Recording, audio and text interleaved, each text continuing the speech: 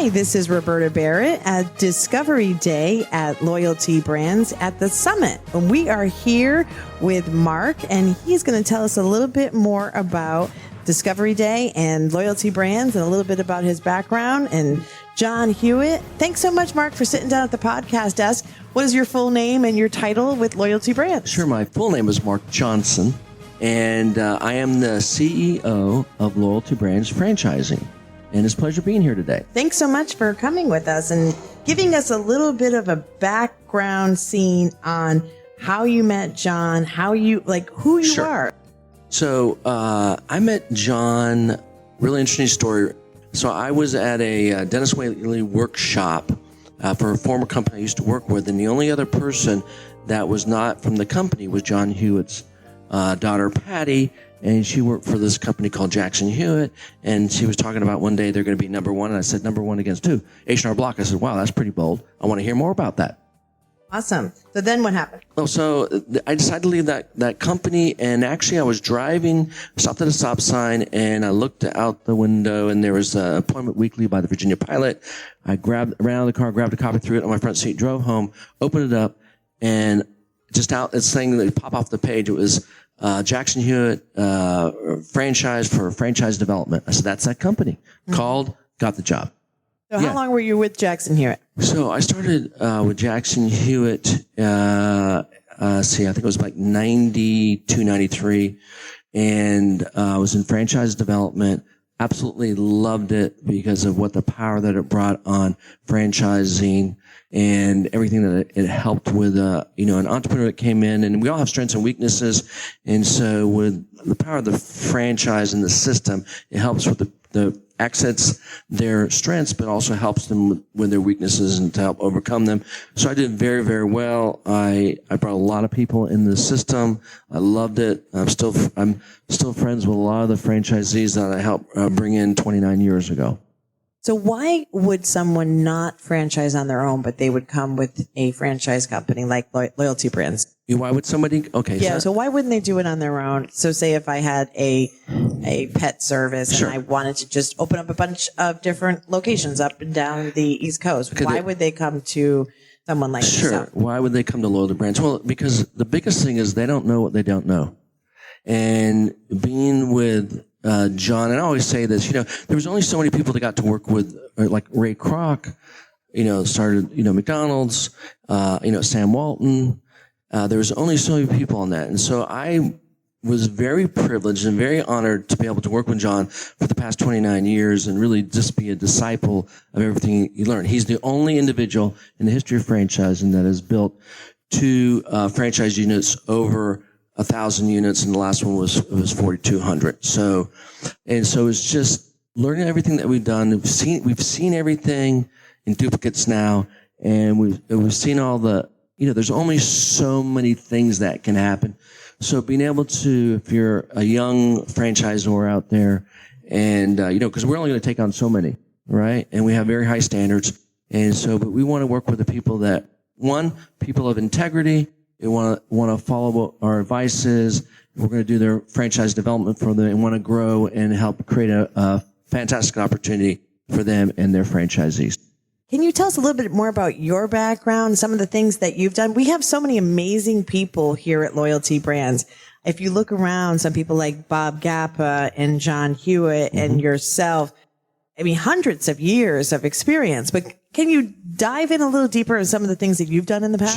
Sure. So I told you about what I accomplished at Jackson Hewitt in franchise development. Mm-hmm. I was a very high producer because I believed in it. And I was very fortunate because they kept giving me stock while I was there. And when the company went public, I was like, wow, okay, this is pretty cool. Bonus. And so when I left in, let me think about this, 97, 98, 8, and I took a year off and decided what I really wanted to do. And I was doing some consulting. If you asked my wife, she said I was goofing off, but that's okay. And so John he was starting Liberty Tax Service, and he asked me to come back. And actually, it was another fellow that works with us, Kelly White. I actually got him his job.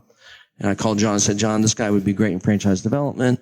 So I had met with him, and John for lunch. And it was funny because at that lunch, I really didn't want to look John in the eyes because I was like, he was talking about what he always talks about being number one. I thought, wow, don't look him in the eyes, Look away. Yeah, because, we wanted to fulfill that vision. And I still had that vision within me. Right. And so John and I later on met, and I said, John, look, I really don't want to do franchise development. I did it, and I did it very well. I learned a tremendous amount. But I will help you get your development team, And I said, so I committed 1 year to him. Year came and gone, and I was going to leave. And I gave him 2 weeks notice. And so a week passed, and he called me into his office and said, Mark, at Jackson Hewitt, we never did like a master franchise program, like an AR, they call them now. And he goes, I'm thinking that we should do this at Liberty, and I would like you to head it up. And I thought, well, that sounds like a challenge. Okay, I'll do that. So I went out and did the research on it. I remember reaching out to Bob Gappa.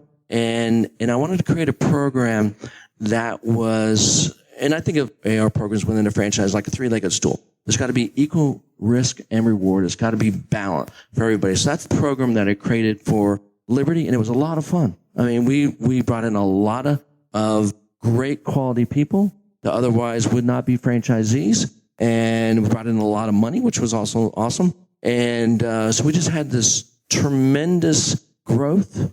We had a lot of great people that helped us collapse time frames while we were building the company. And so I'm a builder, I'm a grower, and I'm not a manager. Sometimes I get bored. So the company was on its way. And so I actually incubated 2 companies out of Loyalty at the time. One was called Franchise This, which does what Loyalty is doing now. Wow. And so when I retired in 2012, I was going to take some time off. I got a call. It was a venture capitalist who was looking at a company that was in the food delivery business. I'm like, okay.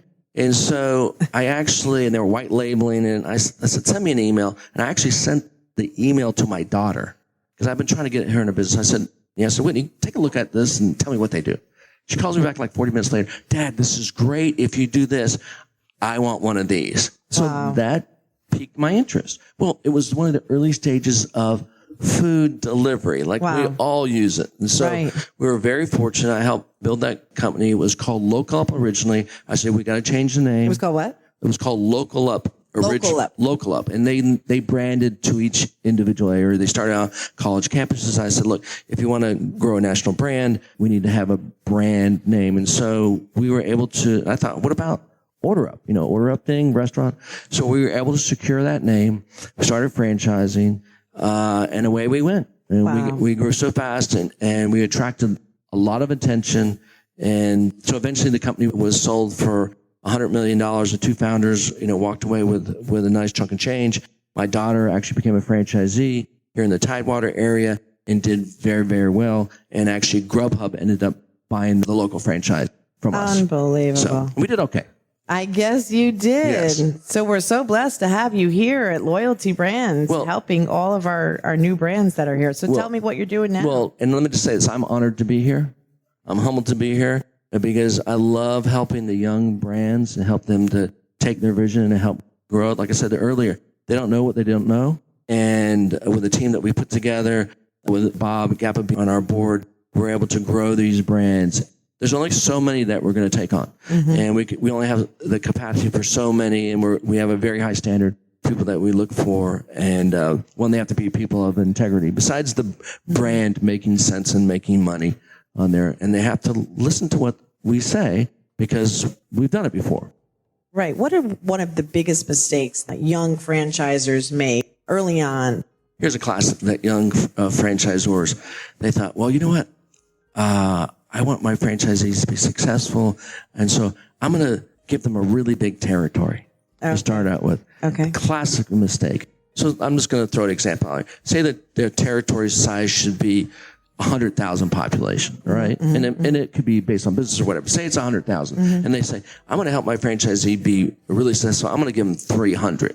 And what they've really done is they've now had a territory that's going to be underserved because most times that original franchisee only has so much capacity, and he'll get to a certain level and they'll get comfortable there, and he won't develop the rest of the area. It'll be a waste. Yeah, it'll be a waste. And so, if you do that, because if you're trying to be number one in a category, and if you're giving territories away that are too big, guess what? You'll never be number one. That's right. Yeah, that's so right. Well, that's thank you for a that classic tip. mistake. So that's just one ounce of what Mark has to offer here at Loyalty Brands. If you're interested, if anyone that's listening is interested in finding out more information, learning about all of the Loyalty Brands, how would they contact you, Mark?